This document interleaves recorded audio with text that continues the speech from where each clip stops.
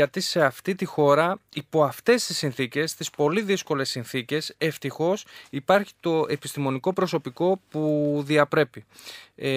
Και το γνωρίζετε πάρα πολύ καλά, ότι οι Έλληνες σε όποιον τομέα και στην ιατρική, εν προκειμένου, επειδή γι' αυτό θα αναφερθούμε, κάνουν θαύματα. Κάνουν θαύματα σε όλα τα μήκη και τα πλάτη και ακόμα και εδώ στην Ελλάδα. Θα μιλήσουμε με τον κύριο Παναγιώτη Σενή.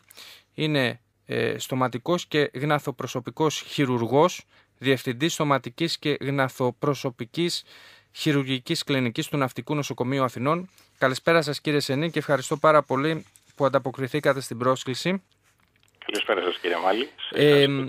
Για μια πρωτοπόρο λαπαροσκοπική χειρουργική επέμβαση στη βάση του κρανίου, μια εξαιρετικά δύσκολη, λεπτή επέμβαση, τουλάχιστον στο μυαλό το δικό μας, φαντάζομαι εσείς θα μας πείτε περισσότερα, που πλέον γίνεται για πρώτη φορά με αυτόν τον τρόπο στη χώρα μας και δημιουργεί νέες συνθήκες και σε ό,τι αφορά την επέμβαση και σε ό,τι αφορά την αποκατάσταση και τους κινδύνους που αντιμετωπίζει ο ασθενής. Καλησπέρα σας, κύριε Μάλη, σε εσάς και τους ακροατές σας. Πραγματικά είμαστε συνευχαριστές να παρουσιάσουμε για πρώτη φορά στη χώρα μας μια καινοτόμο στα ιατρικά δεδομένα της χώρας μας πάντα αρθροσκοπική χειρουργική επέμβαση.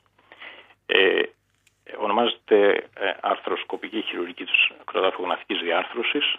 Είναι μια λαπαροσκοπική τεχνική ανάλογη με αυτή που γίνεται από τους ορθοπαιδικούς συναδέλφους.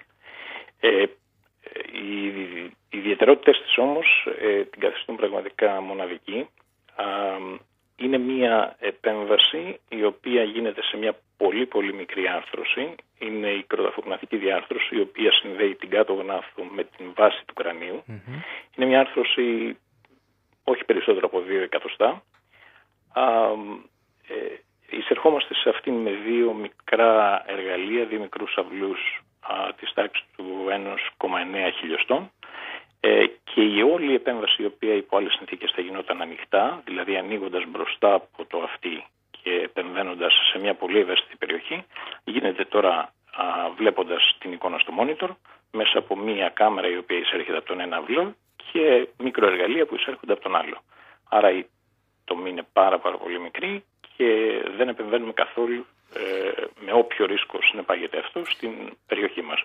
Οι διαφορές με τον τρόπο κατά τον οποίο παρεμβαίνατε μέχρι τώρα με τη νέα μέθοδο, ποιες είναι, έτσι, το περίγραμμα? Ναι, θα σας πω τις πιο σημαντικές διαφορές. Καταρχήν ελαχιστοποιεί το χρόνο της επέμβασης. Αυτό είναι πολύ βασικό. Ήταν μεγάλος, διαρκούσε πολύ μια τέτοια επέμβαση? Η προηγούμενη επέμβαση, η οποία και τώρα γίνεται, αλλά την κρατούμε για τις πολύ σύνθετες περιπτώσεις, διαρκούσε περίπου 3 ώρες. Ο χρόνος αυτός τώρα έχει περιοριστεί στα 30 με 40 λεπτά. Μια άλλη σημαντική διαφορά είναι η επικινδυνότητα. Η περιοχή μπροστά από τον έξω ακουστικό πόρο βρήθη από αγκία και νεύρα και αυτή τη στιγμή εμείς παρακάμπτουμε ουσιαστικά αυτό το κίνδυνο με ό,τι αυτό συνεπάγεται. Επίσης, πολύ σημαντικό είναι ο χρόνος νοσηλείας. Ο ασθενής ή η ασθενής μπορεί να κάνει την επέμβαση το πρωί και το βράδυ της ίδιας μέρας μπορεί να επιστρέψει στο σπίτι. Άρα μιλάμε για 1 μέρα νοσηλεία. Ναι, εντυπωσιακό το. Ναι, αντιδιαστολή με την ανοιχτή επέμβαση, η οποία θα ήθελε τουλάχιστον μια 3ημερη παραμονή. Αυτό δεν έχει να κάνει μόνο με την παραμονή, αλλά και ό,τι συνεπάγεται αυτό, δηλαδή κόστος νοσηλείας, κατάληψη κλινών σε νοσοκομεία, απασχόληση προσωπικού. Πρόκειται για μία, από ό,τι κατάλαβα, κύριε Σενή, πολύ λεπτή επέμβαση σε ένα σημείο που επίσης έχει τις ιδιαιτερότητες του. Ποια είναι η αιτία που προκαλεί τη βλάβη στη συγκεκριμένο σημείο του σώματος? Ναι. Οι αιτίες είναι πολλές. Είναι πολυπαραγωγικό. Δηλαδή, θέλω να πω έτσι, για να το καταλάβουν και οι ακροατές μας, γιατί να χρειαστεί κάποιος, τι παθαίνει κάποιος και χρειάζεται να υποστεί μια τέτοια επέμβαση. Που έχει την ταλαιπωρία της, όπως και να το κάνουμε, όσο και να απλοποιείτε τα πράγματα, έχει τη δυσκολία του. Σίγουρα, δεν πρέπει να είναι μια επέμβαση. Αυτό που καταλαβαίνει ο βασικός ασθενής είναι η ήχη μπροστά από το αυτί. άμυλα. Ναι. Κάθε φορά που ανοιγοκλίνει το στόμα και κυρίως στις ακραίες κινήσεις, δηλαδή στη μέγιστη διάνοιξη και κατά την σύγκληση, ακούμε αυτό το χαρακτηριστικό κρακ-κρακ μπροστά από το αυτί. Αυτό λοιπόν είναι μια πρώτη ένδειξη ότι υπάρχει μια δυσλειτουργία μέσα στην άρθρωση. Επόμενο στάδιο θα είναι η αδυναμία πλήρους διάνοιξης. Αυτό που πολλοί ασθενείς έρχονται και παραπονούνται, μαγκώνει το στόμα μου. Δεν μπορώ να ανοίξω πολύ. Σε σημείο που κάποιες φορές χρειάζεται να τρέφονται μόνο με κουταλάκι. Ένα άλλο σύμπτωμα είναι η αδυναμία των πλάγιων κινήσεων. Μπορούν να ανοίξουν λίγο το στόμα, αλλά δεν μπορούν να κινήσουν δεξιά και αριστερά. Επίσης, πολλές φορές υπάρχει εξάρθρημα της μίας ή και των δύο αρθρώσεων. Εξάρθρημα της ΝΑΘ. Και από τη μια και από την άλλη πλευρά. Δηλαδή.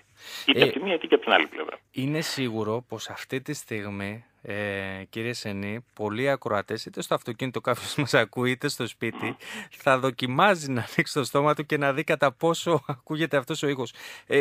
Σε μικρό ή μεγάλο βαθμό κάποιοι μπορούν να καταλάβουν μια δυσκολία. Αλλά ποιο είναι το σημείο εκείνο που κάποιος λέει εδώ υπάρχει πραγματικά μεγάλο πρόβλημα, δεν είναι ένας απλός ήχος που ακούει, αλλά απλά... είναι κυρίως πόνος, συνοδεύεται από πόνο, δηλαδή έχουν έναν πόνο μπροστά ακριβώς από τα αυτή. Οι περισσότεροι από αυτούς τους ασθενείς πηγαίνουν πρώτα στους ορειλά συναδέλφους. Έχουν την εντύπωση ότι προέρχεται από τον άξιο ακουστικό πόρο ή από τα αυτή, εν πάση περιπτώσει. Και έπειτα γίνεται μια πρώτη διάγνωση και καταλαβαίνουν ότι μάλλον πρόκειται για άρθρωση.